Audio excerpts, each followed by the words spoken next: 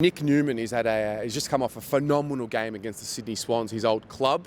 I'm not going to go through the stats, but we really like what he's been able to add to our team this year, particularly off halfback, and particularly in a season where we lose someone of the ilk of Sam Docherty, who is a superstar for us. So what we're going to do today is we're going to look at Nic Newman and where he compares to the best players in the competition at his position. So yeah, 100%. So we've got on the left-hand side, we've got the AFL that they rank Shaun Edwards. Shaun Edwards is the best halfback flank in the comp. This is the AFL rating. Yeah, this isn't me.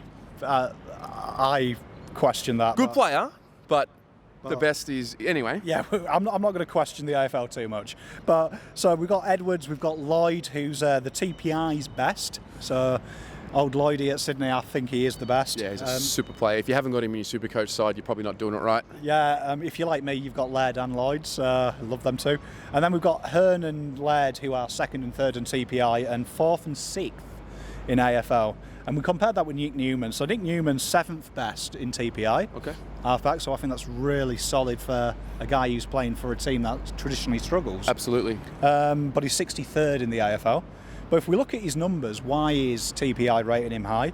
Now you see one big thing with Nic Newman, and it's a real niche stat, is metres gained per possession. So it's 520. He's just behind. Per game? Yeah, just behind Jake Lloyd. Like Lloyd is just a phenomenal user, really gets the ball upfield quickly. We also see as well that he might not have as many possessions as the others. We've done effective possessions, but he uses it really well. You can see his score involvements, his defensive pressure as well is elite, 8.6. So he's only been behind Shaun Edwards for that. And I would say that Shaun Edwards is more of a winger than a half-back flank. He has played a bit in the back line this year. Yeah, he does. Shaun Edwards also does push up the ground a lot more too. Yeah, he does. I think he's more... Gets a lot of those score assists. He's more that. And a big interesting stat that not many people cover, and it's a new one on the channel, is defensive one-on-one loss percent.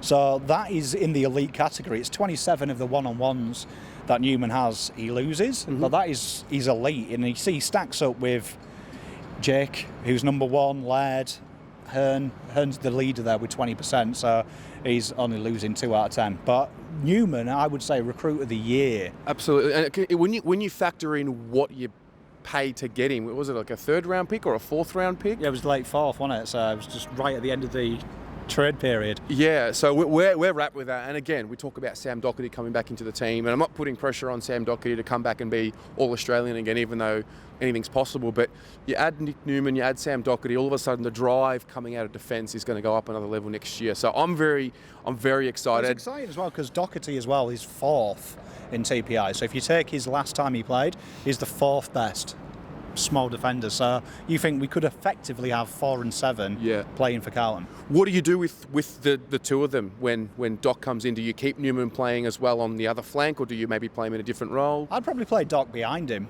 so in the back pocket, and I think so he can get up to speed with the game. And usually, traditionally, your leader is there as well. He can marshal the back line. So I think that them two going down that side of the ground, I think it's fearsome for any team coming to play us. Yep, absolutely. Well, there you go. There's Nic Newman, a little bit more of an insight as to what he's been able to do for the Carlton Football Club. What do you think about his season so far? What do you think about the value that he's brought to the team? Let us know in the comments below.